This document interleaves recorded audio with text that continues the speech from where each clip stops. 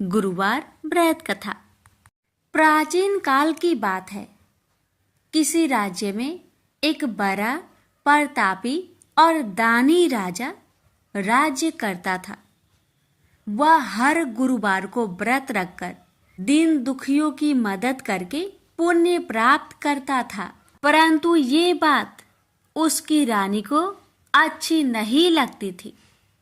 वह न तो व्रत करती थी और न ही दान पुण्य में विश्वास रखती थी। इतना ही नहीं, वह राजा को भी ऐसा करने से मना करती थी। एक समय की बात है। राजा शिकार खेलने के लिए वन में गए। घर पर रानी और दासी थी। उसी समय गुरु बृहस्पति देव साधु का रूप धारण कर राजा के दरवाजे पर भिक्षा मांगने आए। साधु ने जब रानी से भिक्षा मांगी तो वह कहने लगी, हे साधु महाराज, मैं इस दान और पुण्य से तंग आ गई हूँ। आप कोई ऐसा उपाय बताएं जिससे कि सारा धन नष्ट हो जाए और मैं आराम से रह सकूं। इतना सुनकर बृहस्पति देव ने कहा, हे देवी, तुम बड़ी विचित्र हो। संतान और धन से कोई दुखी होता है। अगर अधिक धन है तो उसे शुभ कार्यों में लगाओ, कुंवारी कन्याओं का विवाह कराओ, विद्यालय और बाग बगीचे का निर्माण कराओ, जिससे तुम्हारे दोनों लोग सुधरे। परंतु साधु की इन बातों से रानी को खुशी नहीं हुई। उसने कहा कि मुझे ऐसे धन की आवश्यकता नहीं है जिसे मैं दान दूं और जिसे संभालने में मेरा सारा समय नष्ट हो जाए। तब साधु ने कहा, अगर तुम्हारी ऐसी इच्छा है तो मैं जैसा तुम्हें बताता हूँ तुम वैसा ही करना। गुरुवार के दिन तुम घर को गोबर से लिपना, अपने बालों को पीली मिट्टी से धोना, राजा से हजामत बनाने को कहना, भोजन में मांस मदिरा का प्रयोग करना, कपड़े धोबी के यहाँ धुलने देना। इस प्रकार 7 बृहस्पतिवार करने से तुम्हारा समस्त धन नष्ट हो जाएगा। इतना कहकर साधु के रूप में बृहस्पति देव अंतर्ध्यान हो गए। साधु के अनुसार कई बातों को पूरा करते हुए रानी को केवल 3 बृहस्पतिवार ही बीते थे कि उसकी समस्त धन संपत्ति नष्ट हो गई। भोजन के लिए राजा का परिवार तरसने लगा। तब एक दिन राजा ने रानी से बोला कि हे रानी, तुम यहीं रहो, मैं दूसरे देश को जाता हूँ, क्योंकि यहाँ पर सभी लोग मुझे जानते हैं, इसलिए मैं कोई छोटा कार्य नहीं कर सकता। ऐसा कहकर राजा दूसरे देश चला गया। वहाँ वह जंगल से लकड़ी काट कर लाता और शहर में बेचता। इस तरह वह अपना जीवन व्यतीत करने लगा। इधर राजा के परदेश जाते ही रानी और दासी दुखी रहने लगी। एक बार जब रानी और दासी को 7 दिन तक बिना भोजन के रहना पड़ा तो रानी ने अपनी दासी से कहा, हे दासी, पासी के नगर में मेरी बहन रहती है। वह बड़ी धनवान है, तो उसके पास जा और कुछ ले आ ताकि थोड़ी बहुत गुजर बसर हो जाए। दासी रानी की बहन के पास गई। उस दिन गुरुवार था और रानी की बहन उस समय बृहस्पतिवार व्रत की कथा सुन रही थी। दासी ने रानी की बहन को अपनी रानी का संदेश दिया, लेकिन रानी की बड़ी बहन ने कोई उत्तर नहीं दिया। जब दासी को रानी की बहन से कोई उत्तर नहीं मिला तो वह बहुत दुखी हुई। और उसे क्रोध भी आया। दासी ने वापस आकर रानी को सारी बात बता दी। ये सुनकर रानी ने अपने भाग्य को कोसा। उधर रानी की बहन ने सोचा कि मेरी बहन की दासी आई थी, परंतु मैं उससे नहीं बोली, इससे वह बहुत दुखी हुई होगी। कथा सुनकर और पूजा समाप्त करके वह अपनी बहन के घर आई और कहने लगी, हे बहन, मैं बृहस्पतिवार का व्रत कर रही थी। तुम्हारी दासी मेरे घर आई थी, परंतु जब तक कथा होती है तब तक ना तो उठते हैं और ना ही बोलते हैं, इसलिए मैं नहीं बोली। बताओ दासी, क्यों आई थी? रानी बोली, बहन, तुमसे क्या छिपाऊं? हमारे घर में खाने तक को अनाज नहीं था। ऐसा कहते कहते रानी की आंखें भर आई। उसने दासी समेत पिछले 7 दिनों से भूखे रहने तक की बात अपनी बहन को विस्तार पूर्वक सुना दी। रानी की बहन बोली, देखो बहन, भगवान बृहस्पति देव सबकी मनोकामना को पूर्ण करते हैं। देखो, शायद तुम्हारे घर में अनाज रखा हो। पहले तो रानी को विश्वास नहीं हुआ, पर बहन के आग्रह करने पर उसने अपनी दासी को अंदर भेजा तो उसे सचमुच अनाज से भरा एक घड़ा मिल गया। यह देखकर दासी को बड़ी हैरानी हुई। दासी रानी से कहने लगी, हे रानी, जब हमको भोजन नहीं मिलता तो हम व्रत ही तो करते हैं, इसलिए क्यों न इनसे व्रत और कथा की विधि पूछ ली जाए ताकि हम भी व्रत कर सके। तब रानी ने अपनी बहन से बृहस्पतिवार व्रत के बारे में पूछा। उसकी बहन ने बताया, बृहस्पतिवार के व्रत में चने की दाल और मुनक्का से विष्णु भगवान का केले के जड़ में पूजन करे तथा दीपक जलाए, व्रत कथा सुने और पीला भोजन ही करे। इससे बृहस्पति देव प्रसन्न होते हैं। व्रत और पूजन विधि बताकर रानी की बहन अपने घर लौट आई। 7 दिन के बाद जब गुरुवार आया तो रानी और दासी ने व्रत रखा। घुड़सार में जाकर चना और गुड़ लेकर आई। फिर उससे केले की जड़ तथा विष्णु भगवान का पूजन किया। अब पीला भोजन कहाँ से आए?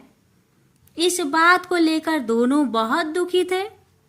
चूंकि उन्होंने व्रत रखा था, इसलिए बृहस्पति देव उनसे प्रसन्न थे। इसलिए वे एक साधारण व्यक्ति का रूप धारण कर 2 थालों में सुंदर पीला भोजन दासी को दे गए। भोजन पाकर दासी प्रसन्न हुई और फिर रानी के साथ मिलकर भोजन ग्रहण किया।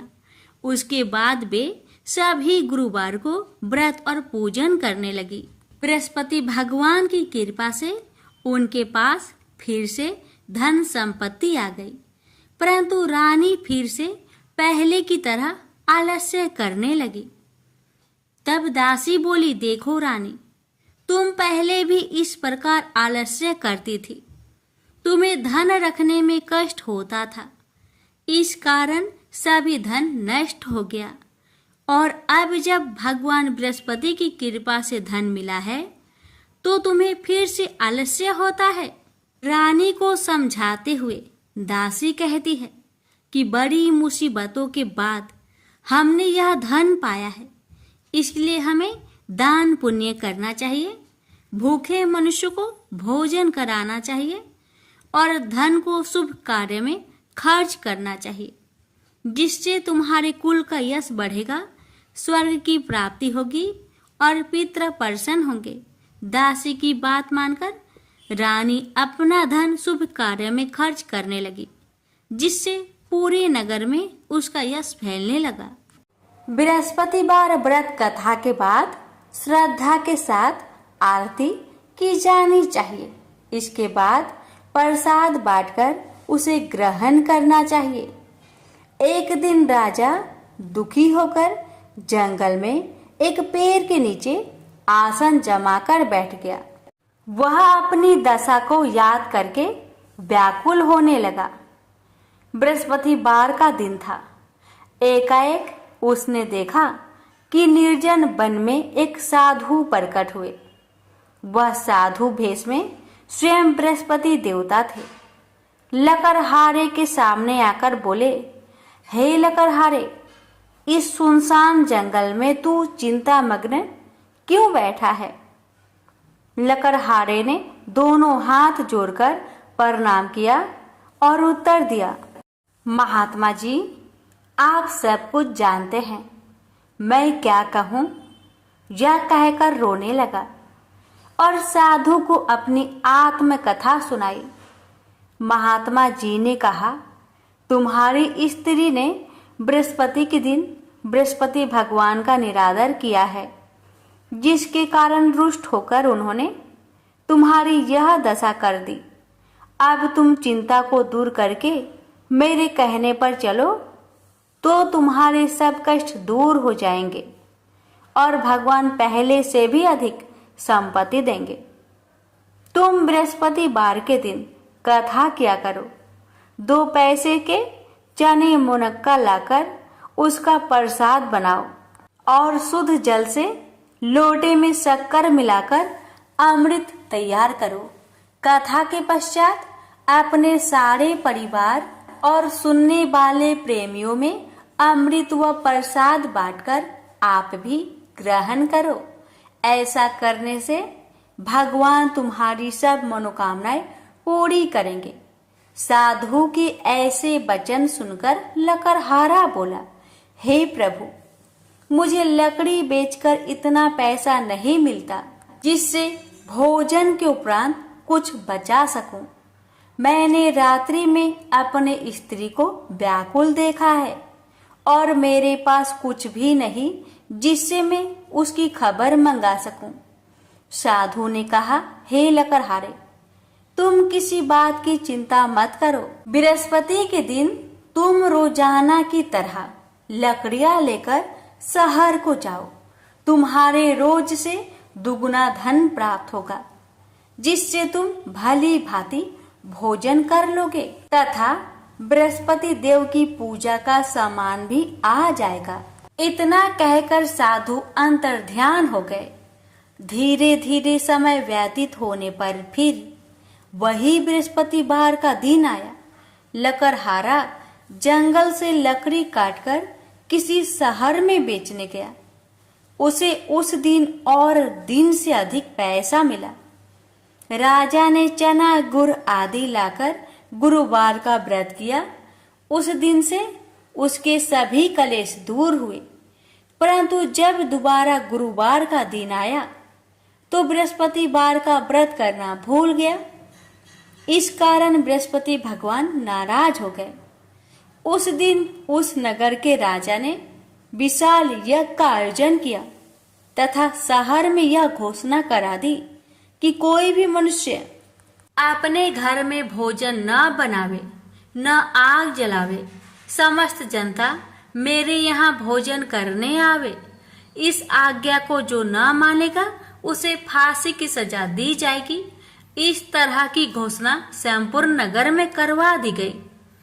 राजा की आज्ञा अनुसार शहर के सभी लोग भोजन करने गए, लेकिन लकड़हारा कुछ देर से पहुंचा, इसलिए राजा उसको अपने साथ घर लिवा ले गए और ले जाकर भोजन करा रहे थे तो रानी की दृष्टि उस खूंटी पर पड़ी जिस पर उसका हार लटका हुआ था। वह वहां पर दिखाई नहीं दिया।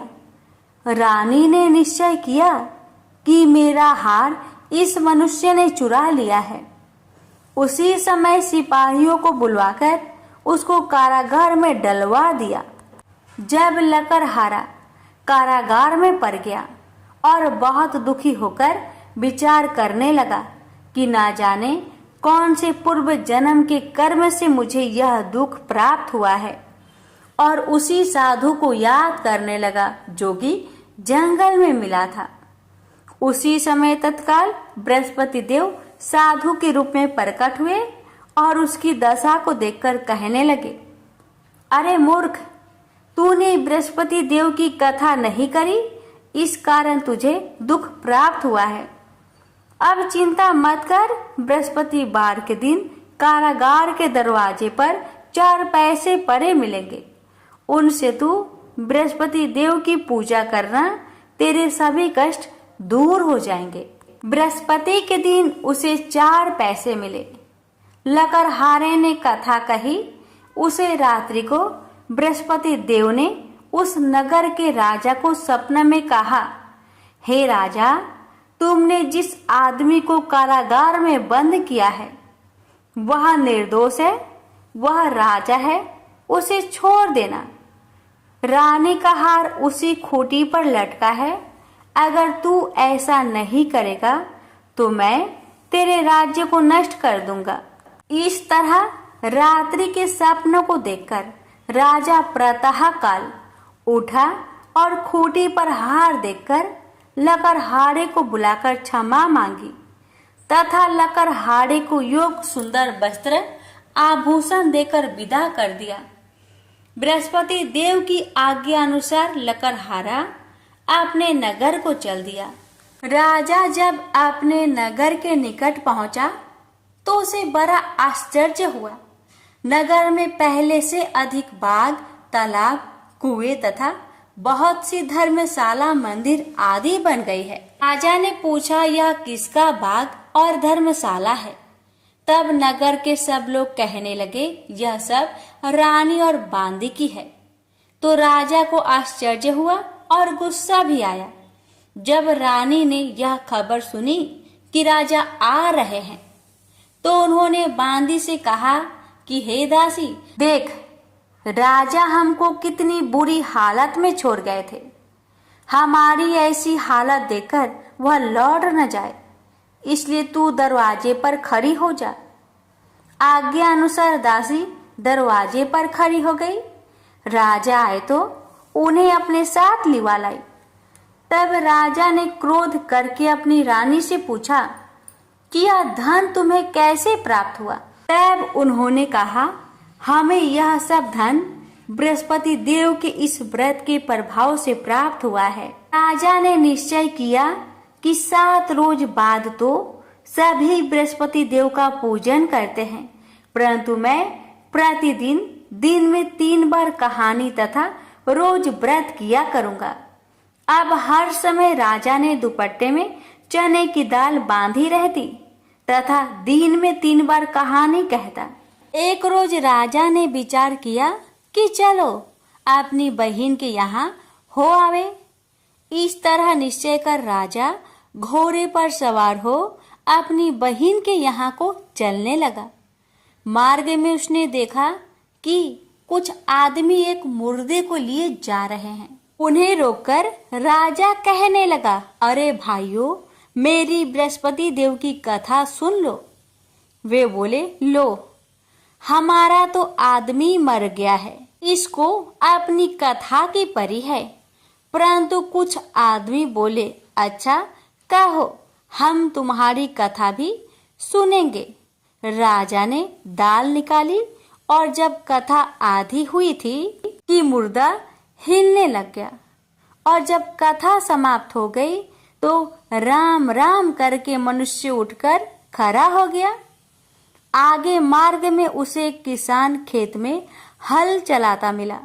राजा ने उसे देख और उससे बोले, अरे भैया, तुम मेरी बृहस्पतिवार की कथा सुन लो। किसान बोला, जब तक मैं तेरी कथा सुनूंगा तब तक 4 हरैया जोत लूंगा। जा अपनी कथा किसी और को सुनाना। इस तरह राजा आगे चलने लगा। राजा के हंसते ही बैल पछाड़ खाकर गिर गए तथा किसान के पेट में बड़ी जोर का दर्द होने लगा। उस समय उसकी माँ रोटी लेकर आई। उसने जब यह देखा तो अपने पुत्र से सब हाल पूछा और बेटे ने भी सभी हाल कह दिया। तो बुढ़िया दौड़ी दौड़ी उस घोड़ सवार के पास गई और उससे बोली कि मैं तेरी कथा सुनूंगी, तू अपनी कथा मेरे खेत पर चलकर ही कहना। राजा ने बुढ़िया के खेत पर जाकर कथा कही। इसके सुनते ही वह बैल उठ खड़ा हुई तथा किसान के पेट का दर्द भी बंद हो गया।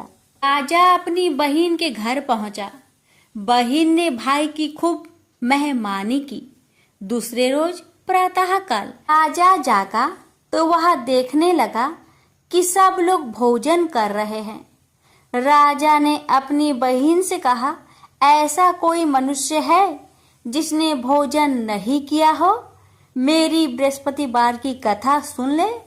बहन बोली, हे भैया, यह देश ऐसा ही है कि पहले यहाँ लोग भोजन करते हैं, बाद में अन्य काम करते हैं। अगर कोई पड़ोस में हो तो देख आऊं। वह ऐसा कहकर देखने चली गई, परंतु उसे कोई ऐसा व्यक्ति नहीं मिला जिसने भोजन न किया हो। अतः वह एक कुम्हार के घर गई जिसका लड़का बीमार था। उसे मालूम हुआ कि उनके यहाँ 3 रोज से किसी ने भोजन नहीं किया है। रानी ने अपने भाई की कथा सुनने के लिए कुम्हार से कहा। वह तैयार हो गया। राजा ने जाकर बृहस्पतिवार की कथा कही, जिसको सुनकर उसका लड़का ठीक हो गया। अब तो राजा की प्रशंसा होने लगी। एक रोज राजा ने अपनी बहन से कहा कि हे बहन, हम अपने घर को जाएंगे, तुम भी तैयार हो जाओ। राजा की बहन ने अपनी सास से कहा। सास ने कहा, हाँ चली जा, परंतु अपने लड़कों को मत ले जाना, क्योंकि तेरे भाई के कोई औलाद नहीं है। बहन ने अपने भैया से कहा, हे भैया, मैं तो चलूंगी पर कोई बालक नहीं जाएगा। राजा बोला, जब कोई बालक नहीं चलेगा तब तुम ही क्या करोगी? बड़े दुखी मन से राजा अपने नगर को लौट आया। राजा ने अपनी रानी से कहा, हम निरवंशी है, हमारा मुंह देखने का धर्म नहीं है और कुछ भोजन आदि नहीं किया। रानी बोली, हे प्रभु, बृहस्पति देव ने हमें सब कुछ दिया है, वह हमें औलाद अवश्य देंगे। उसी रात को बृहस्पति देव ने राजा से सपने में कहा, हे राजा, उठ, सभी सोच त्याग दे, तेरी रानी गर्भ से है। राजा को यह बात सुनकर बड़ी खुशी हुई। 9वें महीने में उसके गर्भ से एक सुंदर पुत्र पैदा हुआ। तब राजा बोला, हे रानी, स्त्री बिना भोजन के रह सकती है, पर बिना कहे नहीं रह सकती। जब मेरी बहन आवे तुम उससे कुछ मत कहना। रानी ने सुनकर हाँ कर दिया। जब राजा की बहन ने यह शुभ समाचार सुना तो वह बहुत खुश हुई तथा बधाई लेकर अपने भाई के यहाँ आई। तभी रानी ने कहा, घोड़ा चढ़कर तो नहीं आई, गधा चढ़ी आई। राजा की बहन बोली, भाभी, मैं इस प्रकार न कहती तो तुम्हें औलाद कैसे मिलती? बृहस्पति देव ऐसे ही हैं, ऐसी जिसके मन में कामनाएं हैं सभी को पूर्ण करते हैं।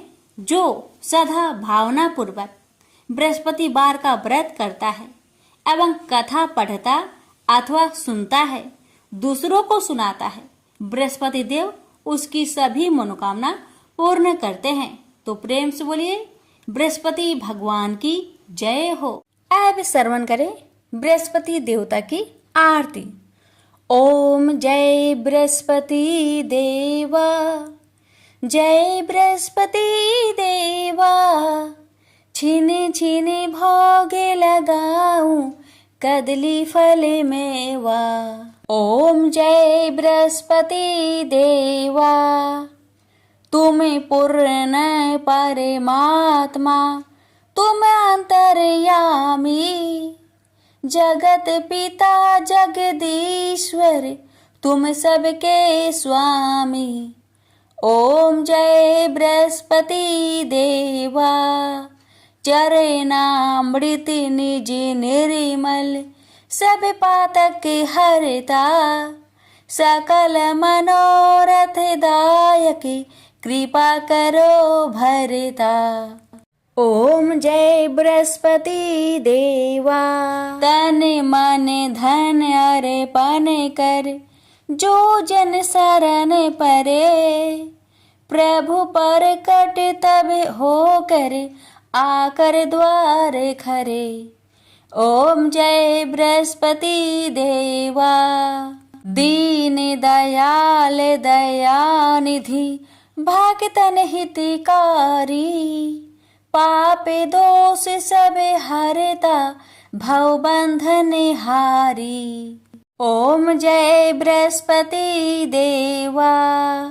सकल मनोरथ दायक, सब संचय तारो। विषय विकार मिटाओ, संतन सुखकारी। ओम जय बृहस्पति देवा।